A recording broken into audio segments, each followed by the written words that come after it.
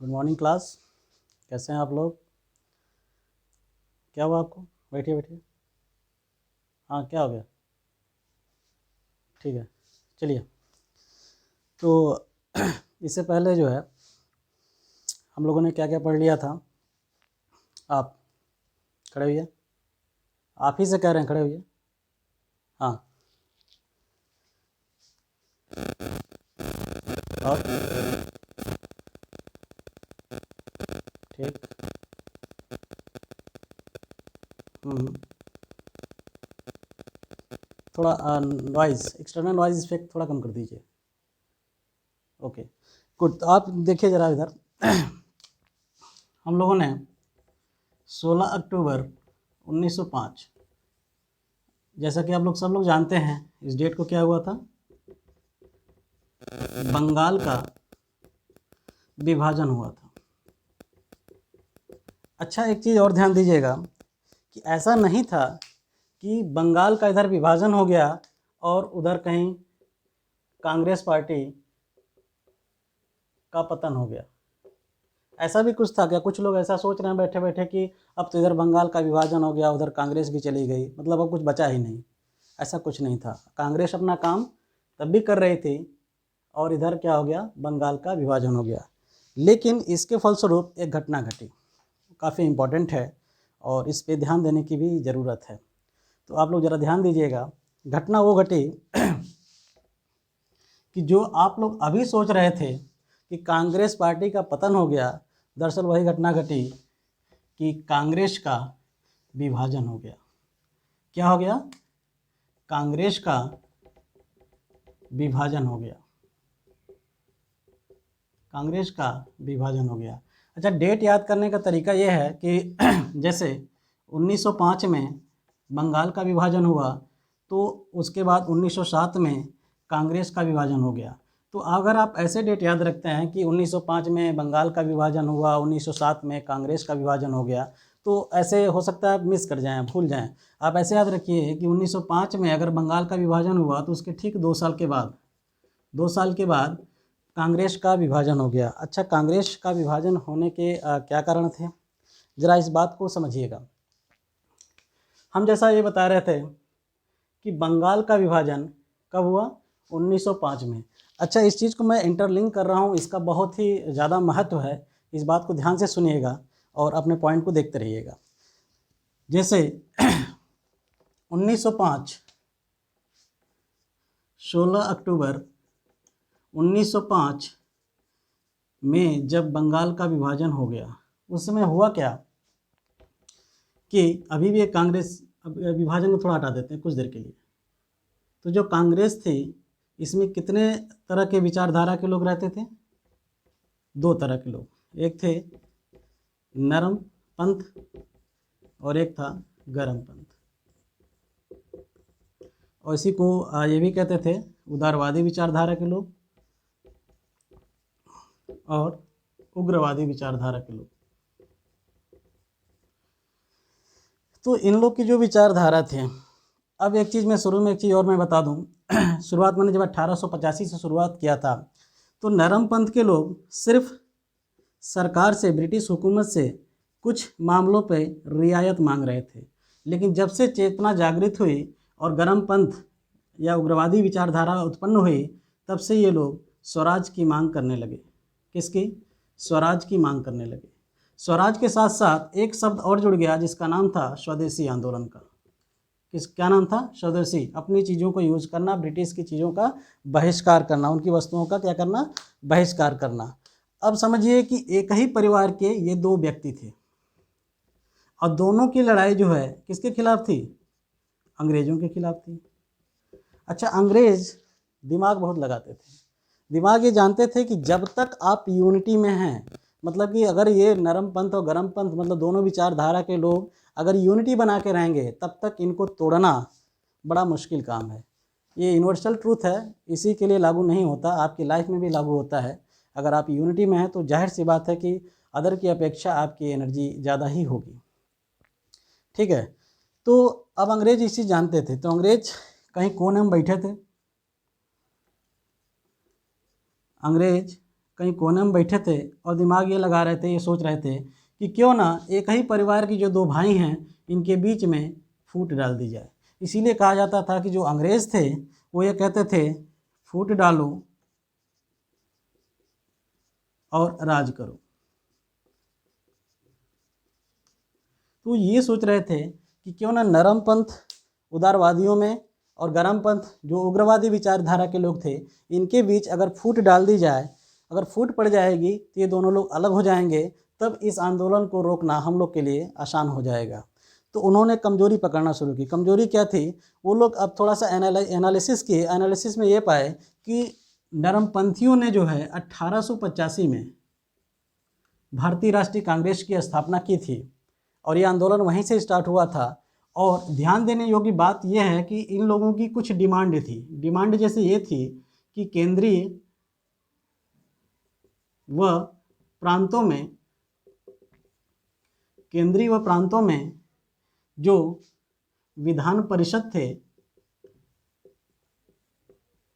उनका विस्तार करने के लिए इन्होंने कहा था, उनका विस्तार करने के लिए।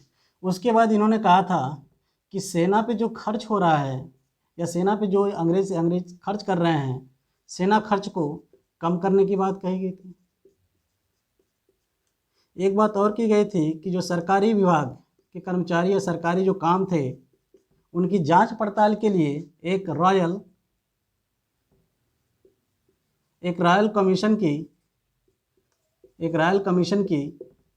कमीशन का गठन करना था। ठीक है, ऐसे और भी मांगे थीं, लेकिन इसमें से देखिएगा जो पहली मांग थी, इस पर ज़रा ध्यान दीजिएगा कि जो परिषद में विधान परिषद का विस्तार करने के लिए तो उन्होंने पहले शुरू से ही उठाया। तो अंग्रेज़ों ने ये सोचा कि क्यों ना नरमपंथी जो उदारवादी विचारधारा के लोग हैं उनकी पहली डिमांड ये थी कि हम केंद्रीय व प्रांतों में विधान परिषद का विस्तार करने की जो उनकी मांग थी, क्यों ना उनकी मांग को मान लिया जाए। और मांग लिया जाए तो देखते हैं उनका रिस्पांस कैसा रहता है। तो अब इन्होंने एक चारा फेंका। चारा मतलब कि एक लोभ दिया इनको, किनको? नरमपंथियों को एक लोभ दिया कि ठीक है, आपने जो 1885 में जो आपने एक मांग की थी उस मांग को हम उस पर विचार करेंगे, ना कि लागू करेंगे। ये भी नेताओं की भाषा बोलते थे कि हम उस पर क्या करेंगे, विचार करने के लिए तैयार या सुधार करने के लिए हम तैयार हैं।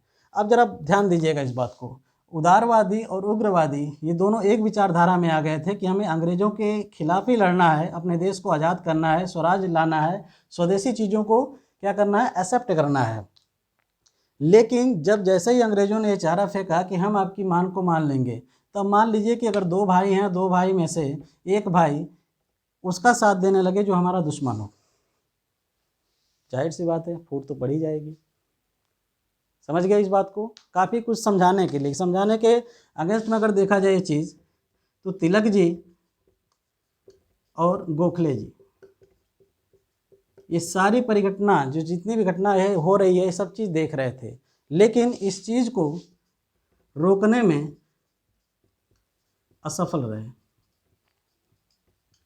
अब हुआ क्या कि नरमपंथियों ने अंग्रेज़ों का क्या कर दिया, समर्थन कर दिया। और जैसे ही इन्होंने समर्थन किया तो 1907 में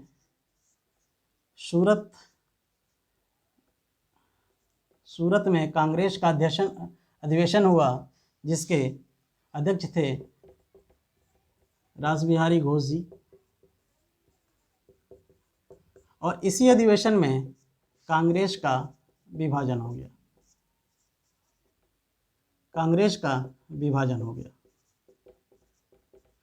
तो कांग्रेस का विभाजन होने का मूल कारण क्या था? आप इस चीज़ को अब समझ गए होंगे। इस चीज़ को मेंस में अगर कोई ऐसा क्वेश्चन बनता है तो आप उसको उस तरीके से लिखिएगा। बाकी पीटी के लिए जो स्पेशल क्लास जो पीटी के लिए है, तो पीटी के लिए इन बातों को ध्यान रखिएगा। कांग्रेस का विभाजन किस सन में हुआ, किस अधिवेशन में हुआ, उसके अध्यक्ष कौन थे और इसके प्रमुख कारण क्या थे। तो प्रमुख कारण में आप दोनों चीज़ लिख सकते हैं कि नरमपंथी की जो विचारधारा थी लास्ट तक अंग्रेज़ों के फेंके गए जाल में फंस गए और अपने विचारधारा को थोड़ा चेंज कर दिया, जिससे गर्मपंथी या उग्रवादी विचारधारा के लोग क्या हो गए, नाराज़ हो गए और अलग होने का डिसीजन ले लिया 1907 के सूरत अधिवेशन में। ठीक है, इसके बाद अंग्रेज़ों की चाल मैं बता रहा हूँ। अंग्रेज़ एक अपने अंदर एक ऐसा फिगर डिज़ाइन कर लिए थे कि भारतीयों के साथ कैसा व्यवहार करना है। तो अब इन्होंने फूट डाल दी आपस में, दो दलों के बीच में। जब फूट पड़ गई तो अगला इनका टारगेट हो गया हिंदू मुस्लिम कार्ड खेलना। हिंदू मुस्लिम कार्ड जो सांप्रदायिकता का एक परिचायक है, और लोग आज भी पता नहीं क्यों उस चीज़ को समझ नहीं पाते हैं, चाहे हिंदू हो चाहे मुस्लिम हो, और चीज़ों को लेकर आपस में लड़ते झगड़ते रहते हैं धर्म के नाम पे। लड़ते झगड़ते कम, लड़ाया ज़्यादा जाता है। तो आप एक ऑफिसर बनने जा रहे हैं और आपसे ये उम्मीद की जाती है कि ऐसी सांप्रदायिक हिंसा को रोकने के लिए अच्छा से अच्छा प्रयास करेंगे। तो इसके बाद जो है एक ये टॉपिक आता है मुस्लिम लीग की स्थापना। मुस्लिम लीग की स्थापना, ठीक है। मुस्लिम लीग की स्थापना जो है, मैंने कहा एक घटना बताई थी। अच्छा, एक चीज़ देख रहे हैं आप, हर एक टॉपिक में 16 अक्टूबर 1905 की जो घटना, बंगाल विभाजन की जो घटना थी, वो कहीं ना कहीं हर एक टॉपिक में 1905 के बाद हर एक टॉपिक में इंटरलिंक हो रही है। तो अपने आप में कितना महत्वपूर्ण स्थान रखती है, इस बात को गौर करिएगा आप लोग, ठीक है। तो जैसे हुआ क्या था कि 16 अक्टूबर 1905 को क्या हुआ था, बंगाल का विभाजन हुआ था। अच्छा, जब बंगाल का विभाजन हो गया तो एक तरफ बना पूर्वी बंगाल और एक तरफ बना पश्चिमी बंगाल, ठीक है। पूर्वी बंगाल जो था, यहाँ पे मुस्लिमों की बहुलता थी। बहुलता के साथ साथ यहाँ मध्यम वर्गीय मुस्लिम और उच्च वर्गीय मुस्लिम दोनों लोग थे। और पूर्वी बंगाल में एक जगह थी, जगह का नाम था ढाका, जो आप लोग को बड़े अच्छे से पता होगा कि ढाका कहाँ की राजधानी है, कि ये भी बताना पड़ेगा। अगर ये बताना पड़े तो आप पीटी की तैयारी मत करिए। ढाका कहाँ, उस जगह का नाम क्या था, ढाका। ढाका के एक नवाब थे जिसका नाम था सलीमुल्लाह। क्या नाम था उनका, सलीमुल्लाह। अब देखिए, एक चीज़ मैं बता दूं कि 16 अक्टूबर 1905 की जो घटना थी वो काफ़ी महत्वपूर्ण है, काफ़ी इम्पोर्टेंट है। तो इसकी वजह से बंगाल का जो विभाजन हुआ, किस क्षेत्र में कौन से समुदाय या धर्म के लोगों की बहुलता ज़्यादा थी, वहाँ का नवाब कौन था, ठीक है। इन सब बातों पे आप ध्यान रखिएगा, क्योंकि अब यूपीपीएससी जो है थोड़ा सा मतलब कि यूपीएससी का पैटर्न फॉलो करना शुरू कर दी है, और क्वेश्चन जो है आपको काफ़ी डीप से भी पूछा जा सकता है। तो ढाका के जो नवाब थे सलीमुल्लाह, इनको मध्यम वर्गीय मुसलमान और उच्च वर्गीय मुसलमान दोनों लोग का समर्थन प्राप्त हो गया। समर्थन जब मिल गया तो ये नेतृत्व करने लगे, राजा से क्या बन गए, नेता बन गए। ये हम कह रहे हैं ऐसा नहीं था, मतलब कि लीडरशिप का गुण तो हर भारतीय में होता है। फिलहाल वो जब भारत में थे और मुस्लिमों मतलब दो वर्ग के मुस्लिम समुदाय उनको क्या कर रहा था, समर्थन दे रहा था, तो ऑटोमेटिक वो एक नेता के रूप में उभर के आए। अंग्रेज फिर एक कोने में कहीं बैठे थे। इस अंग्रेजों की नज़र इस पूरे घटना पे थी। बंगाल का विभाजन हुआ, दो समुदाय में लोग बटे, दो समुदाय में जब लोग बटे तो एक समुदाय में देखा कि मुस्लिम की बहुलता ज़्यादा है, उसमें भी जो दो वर्ग मध्यम उच्च वर्गीय जो मुस्लिम हैं, वो उसके नेता कौन बन गए, सलीमुल्लाह। अब जानते हैं कि अगर किसी लीडर को, मतलब कि हम तो छोटे आदमी हैं, अगर किसी लीडर को पकड़ लिया जाए तो काम थोड़ा आसान हो जाता है। तो अंग्रेज़ों ने यही सोचा कि क्यों ना हम इनसे कहें, और इनसे क्या कहें। देखिए, इंसान के अंदर जब अपनी आत्मिक चेतना जागृत नहीं होती है या फिर कुछ अच्छी नहीं होती है, तो आप चाहे उसमें जितना भी सद्भाव या सदाचार का गुण भर लीजिए, वो सुधरने वाला नहीं है। इस पे हमें एक स्टोरी याद आ गई। इस पे मैं इसलिए बता रहा हूँ कि सलीमुल्लाह थे तो भारत के ही, उनको भी अंग्रेज़ों के खिलाफ भारतीयों का साथ देना चाहिए था। लेकिन उनके अंदर अब पता नहीं क्या ऐसे विचार थे जो उन्होंने भारतीयों का साथ नहीं दे करके अंग्रेज़ों का साथ दिया, जिससे आगे चल करके बड़ी दिक्कत हुई। अब इस घटना को देखेंगे तो ध्यान दीजिएगा कि सलीमुल्लाह से अंग्रेज़ों ने एक डील ये फाइनल की कि अगर आप इस क्षेत्र में, ये क्षेत्र मतलब कि पूर्वी बंगाल में, अगर सांप्रदायिक हिंसा भड़का देते हैं तो जो कांग्रेस का जो आंदोलन है, भारतीय राष्ट्रीय कांग्रेस का आंदोलन है, वो आगे नहीं बढ़ पाएगा, उनको यहाँ पे बड़े आसानी से रोका जा सकता है। और हमें तो बड़ी उम्मीद थी कि बात नहीं मानेंगे, लेकिन इन्होंने बड़े प्यार से इस बात को मान लिया। समझ गए इस चीज़ को। उसके बाद अब थोड़ा सा मैं मिटा दूँ इसे। ये ग्राफ पूरा सबको समझ में आ रहा है? एक एक चीज़ दिमाग में बैठना चाहिए, कोई ऐसा चीज़ ना जो मिस हो जाए। आप लोग कोई भी पढ़ाई एक सीक्वेंस में नहीं करते हैं, और वही पीटी एग्ज़ाम का सबसे बड़ा फॉल्ट होता है कि एक सीक्वेंस अगर छोड़ते हैं तो फिर फर्स्ट याद रहता है और लास्ट ही याद रहता है, बीच में क्या घटना घटी ये चीज़ आपको याद नहीं रहती है। ठीक है, तो यहाँ तक सबको क्लियर है? ठीक है, गुड। तो अब देखिए ज़रा, एक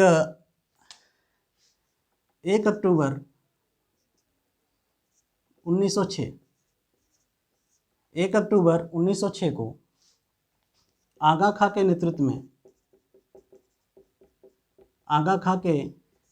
नेतृत्व में एक शिष्टमंडल कहाँ पहुँचा? शिमला पहुँचा। एक शिष्टमंडल शिमला पहुँचा। अब आगा खां के साथ जो शिष्टमंडल गया था वो शिमला गया था। शिमला वहाँ क्या कुल्लू मनाली घूमने गए थे का? ऐसा तो था नहीं।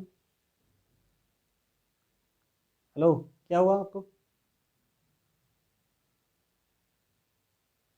ठीक है, ऐसा तो था नहीं। तो यहाँ पे एक भाई साहब बैठे थे, इनका नाम था लॉर्ड मिंटो। क्या नाम था? Lord Minto. तो जो शिष्टमंडल वहाँ गया था, इनसे बात किया।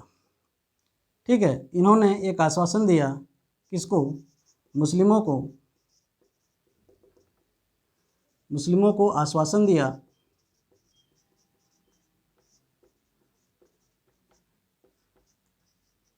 इनके हितों की रक्षा होगी।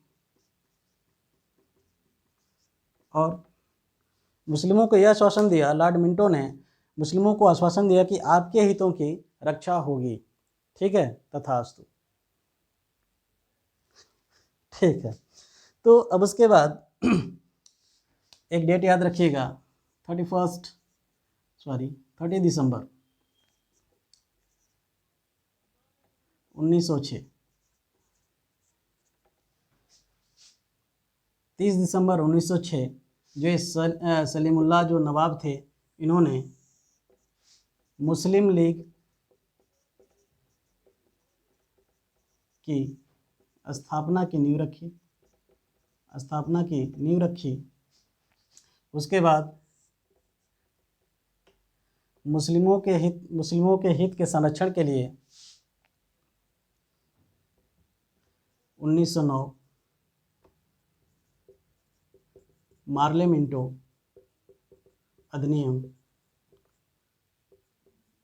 अधिनियम में सुधार किया गया, और इसके बाद मुस्लिमों को एक पृथक निर्वाचन की व्यवस्था की गई। ठीक है, तो पूरी घटना को एक बार हम थोड़ा रिकॉल करते हैं इस चीज़ को। ठीक है, ध्यान दीजिएगा, शुरुआत कहाँ से हुई थी? 16 अक्टूबर 1905। उसमें क्या हुआ? बंगाल दो भागों में डिवाइड हो गया। कौन कौन सा? पूर्वी बंगाल और पश्चिमी बंगाल। पूर्वी बंगाल में किसकी बहुलता थी? मुस्लिम समुदाय की। उसके नवाब कौन थे? सलीमुल्लाह। सलीमुल्लाह को किसका समर्थन प्राप्त हुआ? गुड। उसके बाद क्या हुआ? हाँ, इस घटना को याद रखेंगे कि आगा खां के नेतृत्व में, ये क्वेश्चन पूछा गया है और आईएएस में भी ये क्वेश्चन पूछा गया है कि आगा खां के नेतृत्व में 1 अक्टूबर 1906 को आगा खां के नेतृत्व में एक शिष्टमंडल भेजा गया। कहाँ भेजा गया? शिमला। शिमला में किससे मुलाकात हुई? लॉर्ड मिंटो से हुई। उन्होंने क्या कहा? एक आश्वासन दिया मुस्लिम हितों के संरक्षण के लिए। ठीक है। उसके बाद कौन सी घटना घटी? 1909 में मार्ले मिंटो अधिनियम सुधार लाया गया। अच्छा क्वेश्चन, ये क्वेश्चन तो पीटी में से लेकर के चाहे पीसीएस का हो, चाहे एसएससी का हो, चाहे उससे नीचे अब जितने भी एग्ज़ाम हो, मार्ले मिंटो एक्ट अधिनियम किसके लिए बनाया गया, क्यों हुआ, क्या हुआ, सब कुछ कई बार पूछा गया है। तो आपसे हम उम्मीद करते हैं कि ऐसे क्वेश्चन पे तो आप बिल्कुल गलती करेंगे नहीं कभी। ठीक है। तो इस कदर से किसकी स्थापना होगी? मुस्लिम लीग की स्थापना हो गई। ठीक है। अच्छा, इसमें किसी को दिक्कत अभी यहाँ तक कांग्रेस विभाजन से लेकर के मुस्लिम लीग की स्थापना तक कोई भी प्रॉब्लम हो, अगर कोई दिक्कत हो, आप इसको सोच समझ लीजिएगा, बताइएगा फिर। और हमारे आने से पहले अगर कोई क्वेरी हो, कोई क्वेश्चन हो, तो हम चाहते हैं कि हमारे पोडियम पे जो है आप उसको पेपर राइटिंग पेपर पे लिख करके वहाँ रख दीजिए। आने से पहले आपकी समस्या का समाधान जरूर करेंगे।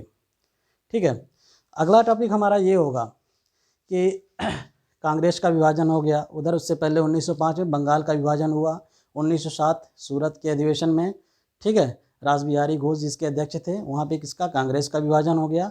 उसके बाद मुस्लिम लीग की स्थापना हुई। मुस्लिम लीग की स्थापना करने में एक प्रमुख नेता जिनका नाम आप लोग बिल्कुल याद रखिएगा, क्या नाम था? सलीमुल्लाह। और ये कहाँ के नवाब थे? कहाँ के नवाब थे? ढाका के नवाब थे। इस छोटी छोटी बातों को आप ध्यान रखिएगा, क्योंकि अब थोड़ा यूपीएससी जो है, यूपीपीएससी के पैटर्न यूपीपीएससी जो है यूपीएससी के पैटर्न पे चलने लगा है, हम उल्टा बोल दिए थे, तो इस बात को ज़रा आप ध्यान रखिएगा। ठीक है। इसके बाद हमारा जो टॉपिक होगा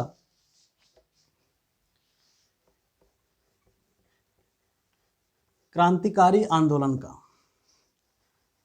हमारा जो टॉपिक होगा क्रांतिकारी आंदोलन का होगा। अगर हम आप लोग से ये पूछें कि क्रांतिकारी की डिफिनेशन क्या होती है, असली या मतलब रियल परमिशन सॉरी जो रियल जो परिभाषा है क्रांतिकारी की, वो क्या होती है? कोई बताएगा? कोई भी? जी हाँ।